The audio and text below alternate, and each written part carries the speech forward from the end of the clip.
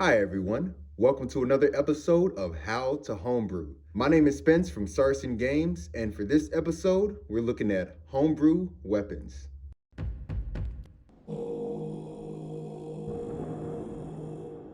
Before we get started, for non-magical homebrew weapons, a lot of questions can be answered by reading up on the rules for improvised weapons. Yes, a rolling pin can do bludgeoning damage. A knitting needle can do just as much damage as a dagger. What we really want to talk about here is homebrewing magical weapons. If you're looking to make something like an axe or bow or sword, or any type of weapon that already exists, check out our video on magic items. We talk about all the things you should do on that video instead. If, however, you're creating a weapon that doesn't exist, it's a little different.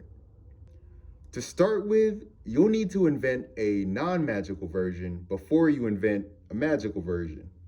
If, for example, you take an inspiration from a certain card-slinging mutant and want to use a deck of cards for your weapon, you need to work out a basic version first. Let's say it's a deck of 52 steel-edge cards that act like ranged ammunition. Let's agree you can throw 1d6 cards as an action, each card dealing 1 slashing damage. When you use all 52 cards up, the weapon is destroyed. That gives us a great base to then make magical versions. Maybe one that replenishes back to 52 cards after a long rest if you don't use them all. Or a deck that allows you to use your bonus action to attack again, or to charge a card with a touch spell if you successfully hit your target. Once you have a non-magical version of a homebrew item, it's easier to come up with the magical buffs and benefits that lean into a weapon's fantasy or perfect play moment. This is how you make a believable magic weapon from scratch. Coming up with the magical side of a homebrew item can be tough because there's so many possibilities. Like, where do you start? The easiest thing to do is take a tip from our previous video about spells and think about who is going to use it.